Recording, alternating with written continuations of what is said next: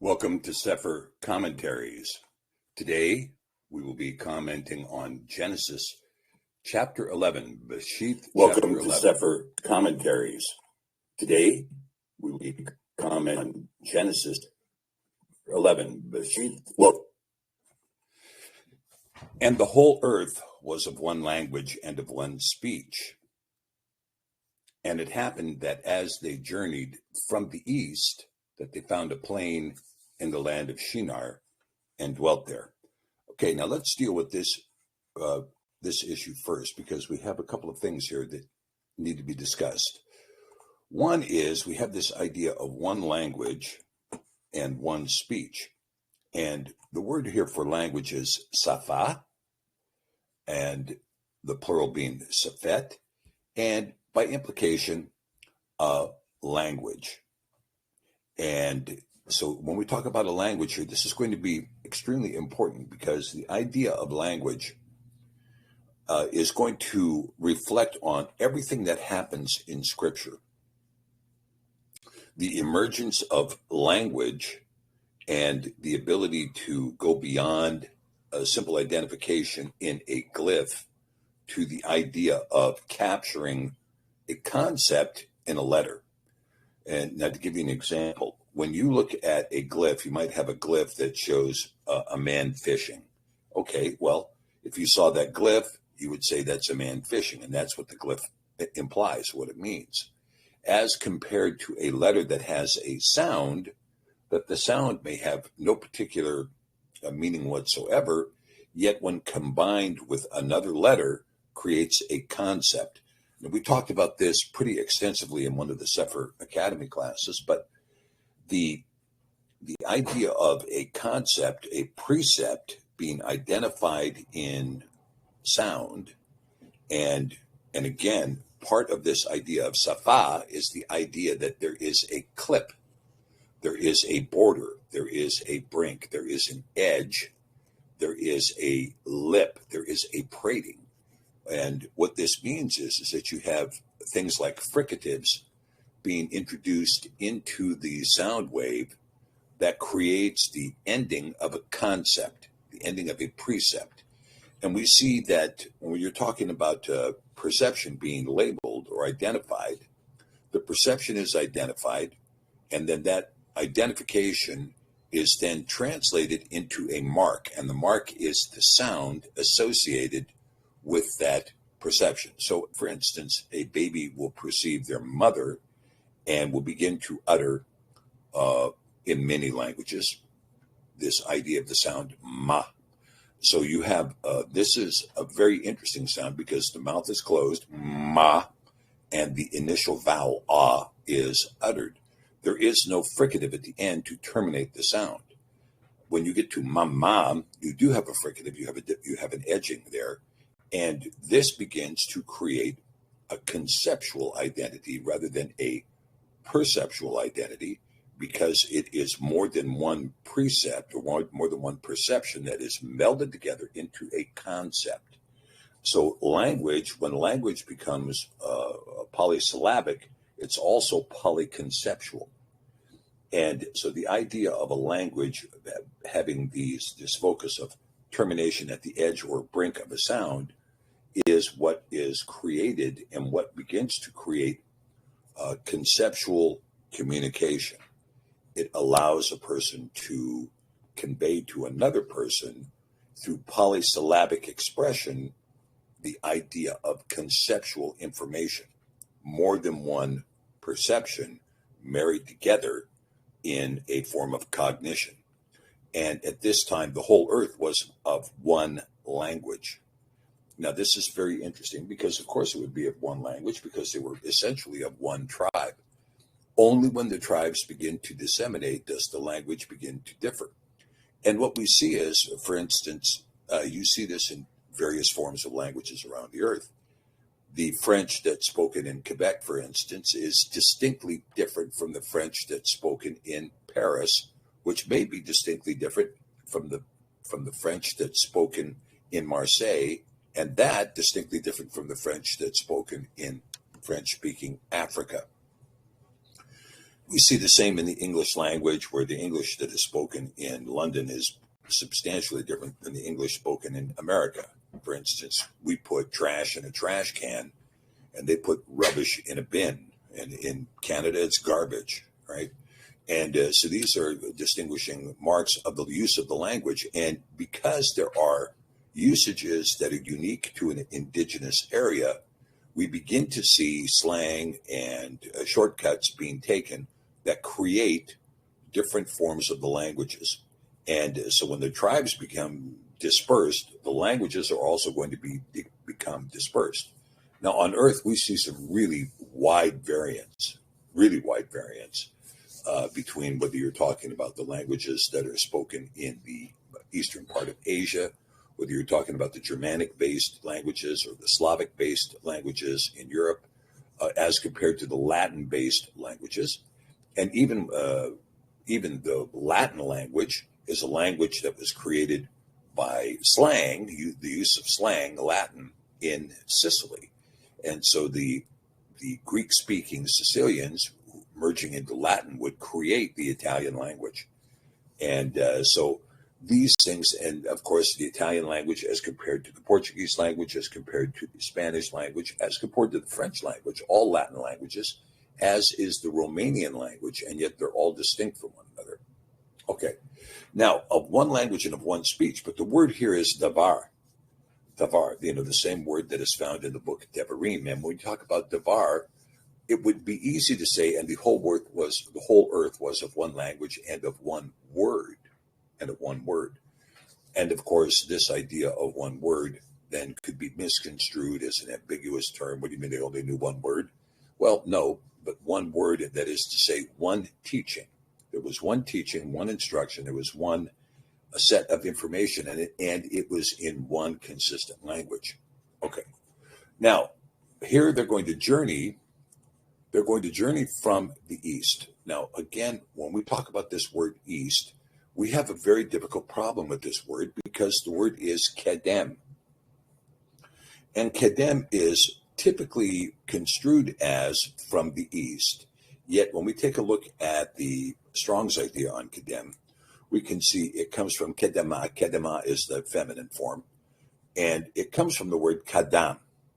And kadam means to project oneself, to precede, to come and go before, right? To precede or come before. And kedem is construed in its initial concept as the front of a place, the forepart, relatively the east, or time, antiquity, usually used adverbially, saying before, anciently, eastward. Now, the eastward is an inference because the idea is that the ancient world had come from the east, but it also means aforetime or the ancient time, the eternal or everlasting, the old, the past. So really, when you talk about the east, you're talking about from the ancient place. And it came to pass as they journeyed from the ancient place or the place before, the place of aforetime, as they journeyed from there, they found a plain in the land of Shinar, and they dwelt there. Well, now this is a big question. When we look at this geographically, what does this mean? Where was the ancient place? Now, some of the things that we're discovering now is that we believe Ararat, the mountains of Ararat, where the alleged ark was displaced, were likely in what is now today Iran, mountains found in ancient Persia, and not in Turkey or not in Armenia, but rather in Iran. So if we were to say, okay, well, Ararat was in Iran, then they journeyed from Iran to find a plain in the land of Shinar to dwell there. Well, then we could conclude that it was, in fact, from the east. However, if they were journeying from somewhere else, well, where is that ancient place? Now, we have some evidence today that there were ancient places that preceded the flood, that survived the flood. For instance, most scientists believe that the pyramids were antediluvian.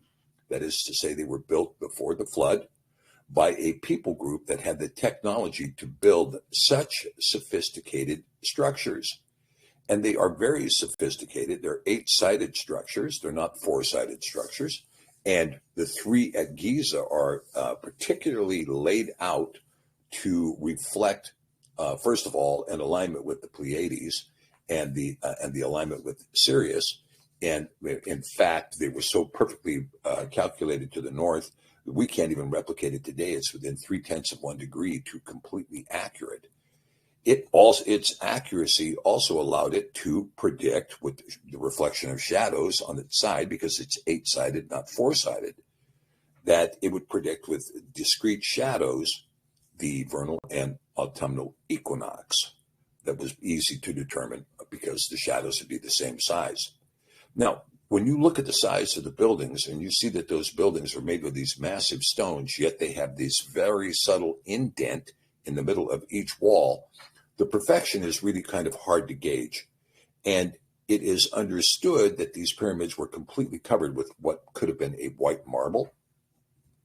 Now, as we talk about this, let's talk a little bit more about this idea, because here when we get into verse 3, we see that it says, and they said to one another, go and let us make brick and burn them completely.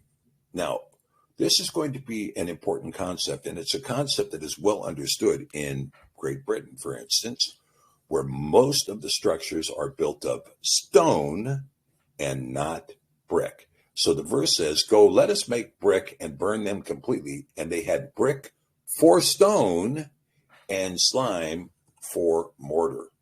Now, this idea of a brick, a lebena, first of all, the fact that the Laban or Laban is the opening of this word gives you an idea that these bricks were in fact white. Lebana, right? Laban meaning white, Lebana, and that they were brick, and they were in place of stone, which is the word Eben, of course, like the Eben Rosh Pina, and they were burning them. Now, the word used to say burn here is the word saraf, which in this case is construed as making a fire. And I don't know that that is actually an accurate understanding of the word seraph. You might recall that seraph and the seraphim are these beings that have 6 wings, and 2 with which they fly, 2 that are over their head, and 2 with which they cover themselves. And the seraphim are, in fact, described in many places. In Isaiah, it's described. In Ezekiel, they're described. And, of course, in the book of Revelation. Now, there's another word, seraph, which means cogitation or thought. Now, this is also quite interesting, too, because this comes from the word saif, means divided in mind or divided in opinion. So they had bricks that you could say, let us make brick and burn them throughly. Well, this could also be understood as, and again here, what's the word for burning? They're using serapha. Seraph, serapha. Let us make brick, seraph, serapha. And again, the implication here is that this is going to be kilned or even double kilned. But they had brick instead of stone. All right, so when we reflect on the fact that they had this brick, and this brick was, they were using slime for mortar or kamar, and this is from bituminous rising to the surface, a slime pit that they used for mortar. Were they creating a white slimy surface? Well, if this is the case, then we have an idea here that's going to be more explained in the next verse. And they said to one another, go, let us make brick and bring them completely. And they had brick for stone and slime for mortar. And they said, go, let us build us a city and a tower whose top may reach the heavens, and let us make a name, lest we be scattered abroad throughout the face of the whole earth. Okay, well, what's this word for tower? Well, the word there is migdal, as in Mary Magdalene, Migdal or Migdala. And Migdal this is a tower in its size or height, by analogy, a rostrum, figuratively, a pyramidal bed of flowers, a castle flower or tower. Now, many people have been looking for the Tower of Babel, saying, where's the Tower of Babel? And there's some people who pointed out to some ancient foundation in Iraq, much of which was rebuilt by Saddam Hussein. But when you go and you look and you say, well, what is this? Is there a tower? Is there a foundation of a tower that is going to be round and going all the way to heaven? When we can see here that we do have a pyramidal shape in Giza that would be construed, the pyramids would be construed as Migdal. Migdal. Let us go and build us a city and a tower. And we do know, at least most historians believe, that those pyramids were covered with a white surface, kind of a white marble surface, so that in their initial appearance, they were not these stone structures that we see today, but they were completely smooth surfaced. They were smooth surface and white. And of course, these things are going to be taken apart. This mortar and the slime is going to come apart. It's not going to have a long lasting effect like the stones underneath wood. And Yahweh came down to see the city and the tower, which the children of men built. And Yahweh said, behold, the people are one, and they have one language, and this they begin to do. And now nothing will be restrained from them, which they have imagined doing.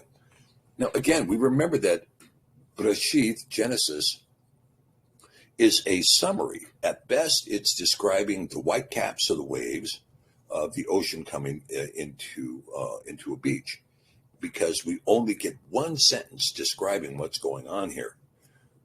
The possibility of the pyramids may be much, much more than what is being led on here. Let us make break burn completely, and then let's build us a tower whose top may reach the heavens. All right, let's look at that just a little bit more, right? And so in that passage, this is Genesis 11:4. We see some interesting ideas, which is that this whole idea of Rosh, right?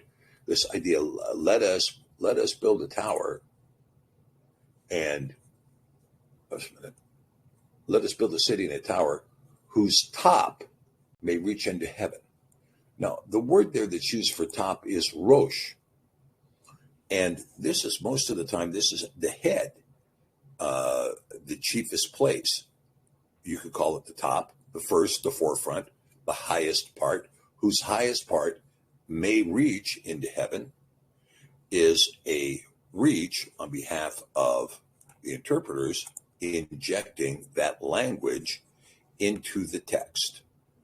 So again, we can see that this idea whose reach is Shemaim.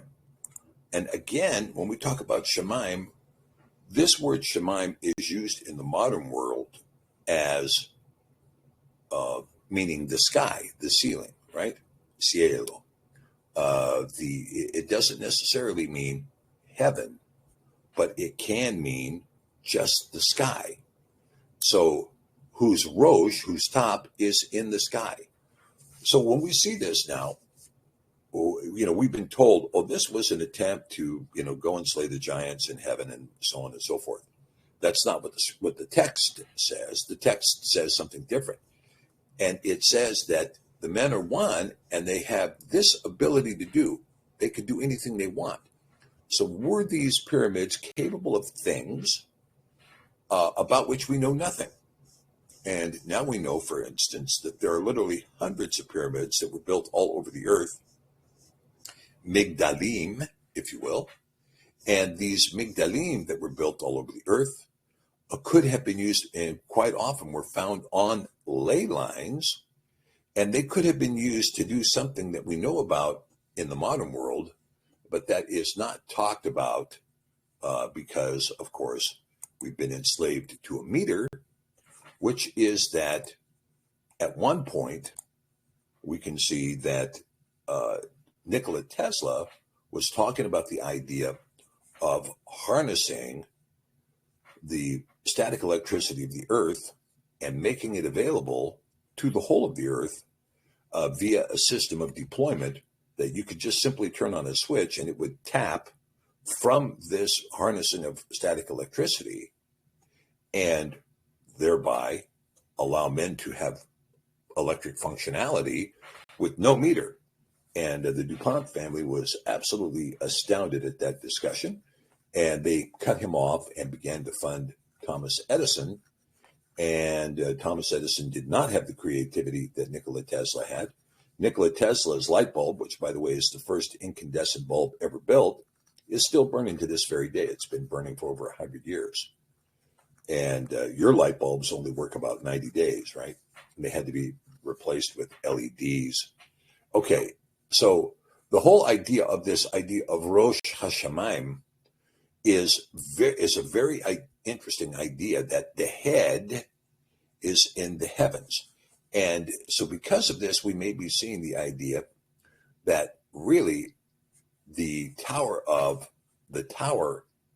Migdal may have been, in fact, the pyramids. Now, I'm just throwing that out to you. It's something for you to think about.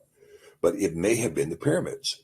And because we know that the pyramids have, and if this is the case, then we can say that the pyramids are post-diluvian, not antediluvian, and that they were built after the flood. And as a consequence, the destruction that came to the pyramids was something that was, shall we say, an ecological functionality that just happened from the rains coming there and washing out their slime that they had used to put together the pyramids. So in verse 7, it says, let us go down, and there confound their language, that they may not understand the speech of one another. Now, when we talk about the let us go down, we often see in the book of Bere'shiyth that Yah would travel with two angels. This was the case in Sodom and in other places. And so at least Yah, as he making himself manifest, which was the manifestation of Yah on earth, was most likely Yahusha in a pre-incarnate form, coming down with angels to say, okay, we're going to come down and confound the language. So Yahweh scattered them abroad from there upon the face of all the earth, and they left off building the city. Okay, so something that was going to be completed is no longer completed, and it is no longer completed because different languages and dialects began to emerge. Therefore, the name of it is called Babel, because Yahweh confounded there the language of all the earth, and from there Yahweh scattered them abroad upon the face of the earth.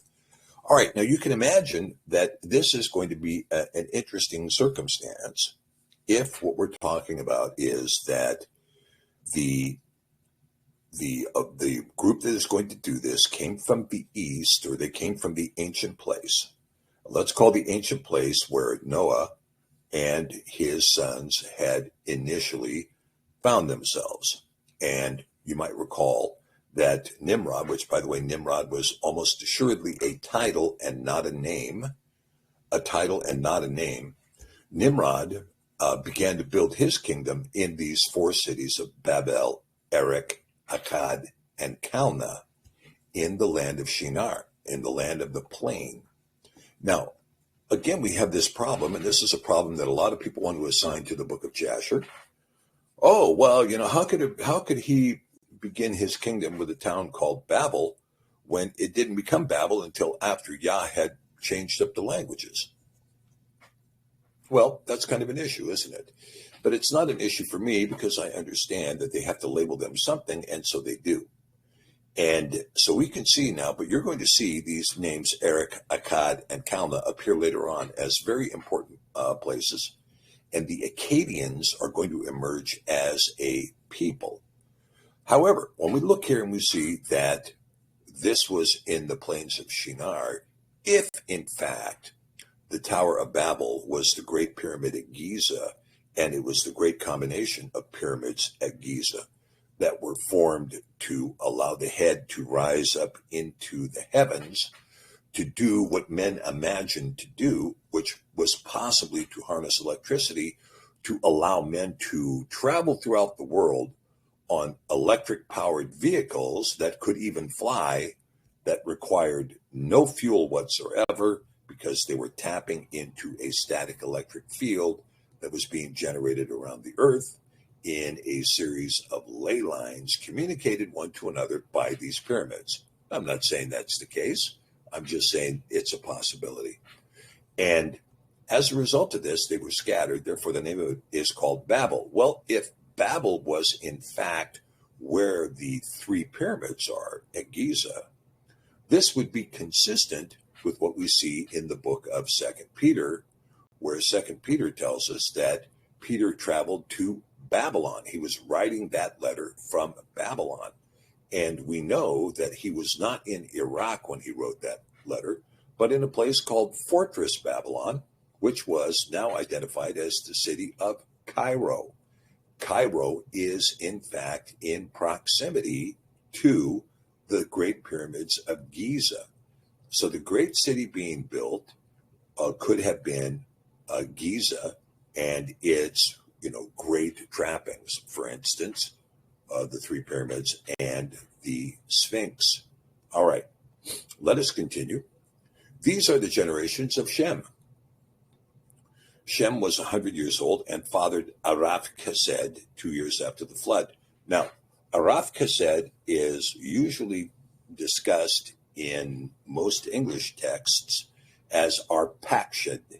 This is a Yiddish pronunciation of the Hebrew word, and it ignores the key aspect of the word, which is that Arphaxad is going to be the father of the Chassidim.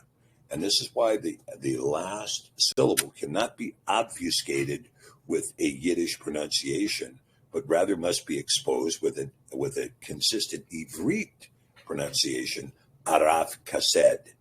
And this chesed is going to have a relationship to chesed, but the idea that the Chassidim are going to come from this family, the Chassidim, those who would build Nineveh, those who would build ultimately the beautiful Babylon, Babylon the Great, which was called the excellency of the Chassidim.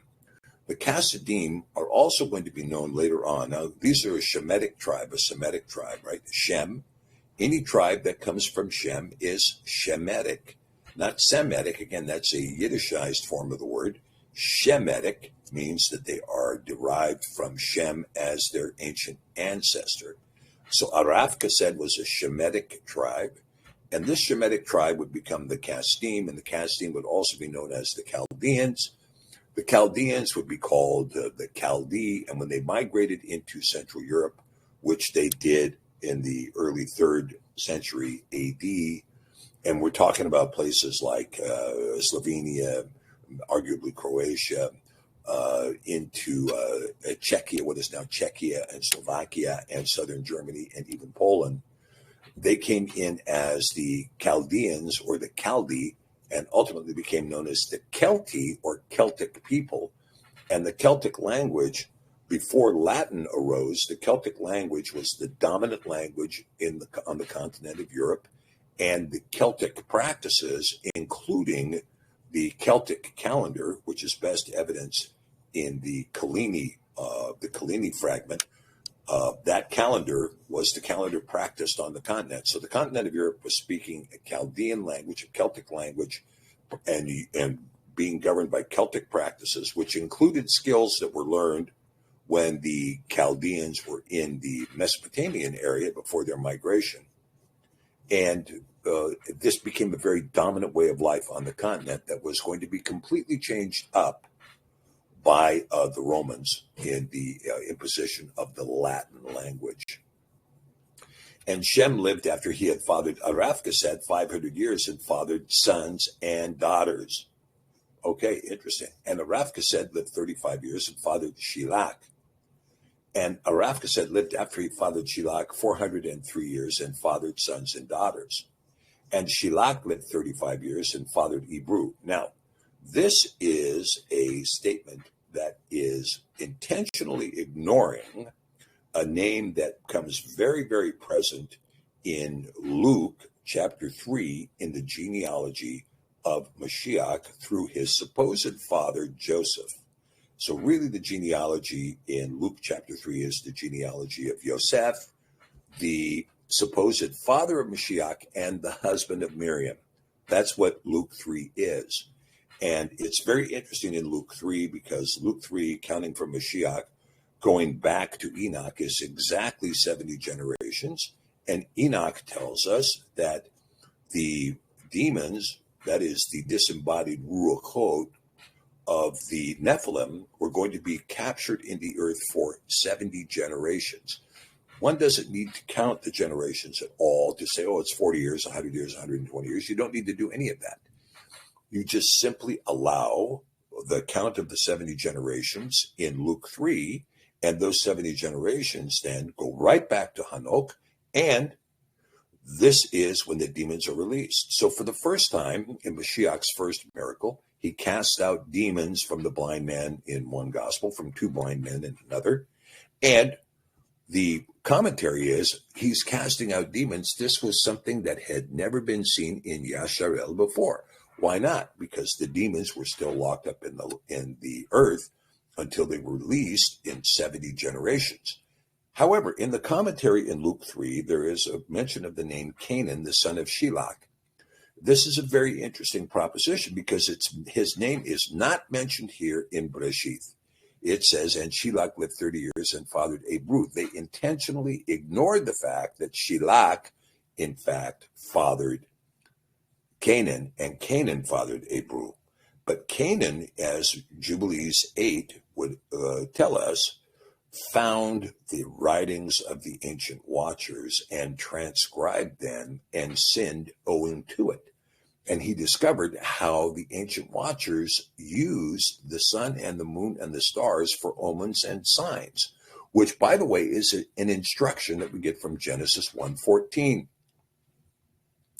So you can see that this omission here in Genesis 11:14 is a critical omission. Why did not Luke stay with this litany? Why did Luke add the name Canaan? When you read the commentaries on the Gospels, they're silent as to that passage because they don't know who Canaan was. But Canaan was specifically identified in the book of Jubilees, and the 70 generations from Mashiach to Enoch are specifically identified in Enoch chapter 10. This gives you some idea of the linkage between these books and the true genealogy that's involved here. And it's not, most Bibles say the name Aber. Well, Aber, when you talk about this name Aber, let's just deal with this issue for a minute. Because when you see the construction of this word, Aber, okay, this is Ein Beit Resh. And so there's no vowel between the Beit and the Resh. This is a Masoretic construction that says, oh, this is pronounced a bear. And actually, given the fact that it's this construction of two es in the word, it should be aber. No, aber, that's right, aber. But the truth is that this is not an accurate construction. Because, and you can see this historically when you look, for instance, at the chief river in Spain, which is called the Ebro River, or the Ebro River, and the O is unlikely in the ancient Ivrit. Therefore, we see that the name was not Aber, but rather Abru. Abru, that the Resh, in fact, contained the vowel sound U, Abru. And so this is the name to which Abraham is going to attach himself. He's going to call himself a child of Abru. Hebrew. You see, he's Hebrew, comes from the word Hebrew, not a bear. Hebrew.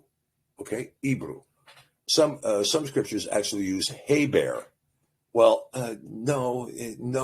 Okay. All right. And so, and verse 16, and Abru lived 34 years and fathered Peleg. Peleg is going to be a very interesting name. And Abru lived after he fathered Peleg 430 years and fathered sons and daughters. And Peleg lived 30 years and fathered Reu. And Peleg lived after he'd fathered Reu 209 years and fathered sons and daughters. And by the way, the Septuagint puts 100 additional years onto each one of these lives. And Reu lived 32 years and fathered Serug, and Reu lived after he'd fathered Serug 207 years and fathered sons and daughters. And Serug lived 30 years and fathered Nachor, and Serug lived after he fathered Nachor 200 years and fathered sons and daughters. And Nachor lived 29 years and fathered Terach. And Nachor lived after he fathered Terach 119 years and fathered sons and daughters. And Terach lived 70 years and fathered Avram, Nachor, and Haran. Okay, so now you can see a direct lineage, the direct lineage from Adam to Noah, from Noah to Shem, and from Shem all the way to Avram. It's important to see that Avram, Nachor, and Haran are going to have very interesting destinies, if you will, in Scripture. And we're going to see something right here in verse 27. Now, these are the generations of Terach. Terach fathered Avram, Nachor, and Haran fathered Lot of Sodom and Gomorrah fame. And Haran died before his father Terach in the land of his nativity in Ur of the Kasdim. Okay, so again, the Kasdim are the family attached to Araf Kased, so we can very easily see the Kasidim being derived from Araf Kased. The question is, in the land of Ur, and I know this is running a little bit long here, but I have to do this commentary the best I can see it. Okay, so when we talk about the land of Ur, this is going to be quite fascinating because, of course, the land of Ur, hold on, we got all kinds of stuff going on here. Just a minute. Yeah. All right. Let me get down here. Okay. When we talk about the land of Ur, I want to talk about this word a little bit because this is a very important word, and it's going to be, okay. So Ur, we see this word Ur, which is Aleph, Vav, Resh. Now, Aleph, Vav, Resh is a very interesting word because this is the exact same word that is used as or, that is to say, light. Okay? Let there be light. And there was light. And that is the word Aleph, Vav, Resh. The Masoretes want to distinguish it and say, oh no, this Aleph, Vav, Resh is Ur, a place in Chaldea, that is to say, something of the Kasdim. Okay? But there's another interesting word that we have to deal with in here, which is this word ear. Okay, so we can see here that we've got Aleph, Vav, Resh, right? All right. But when we look at the word in Aramaic, ear, this is Ein Yod Resh, this is the word meaning watcher. But the Hebrew word that comes from there is Ein Vav Resh. The primitive root, Ur, the idea of opening the eyes to wake, to waken up, to lift yourself, to raise up, to stir, a primitive root, Ur. So we see this distinguishment now between the idea of Aleph Vav Resh and Ein Vav Resh, Ur, the land of Ur. So one of the big questions about the land of Ur is this another statement or another idea for the land of the Watchers, the ancient land of the Watchers? And Haran died before his father Terach in the land of nativity in Ur of the Kasdim. And Avram and Nachor took themselves women. The name of Avram's woman was Sarai, and the name of Nachor's woman, Milcah, the daughter of Haran. So he took his niece, the father of Milcah, the father of Yikah. But Sarai was barren, she had no child.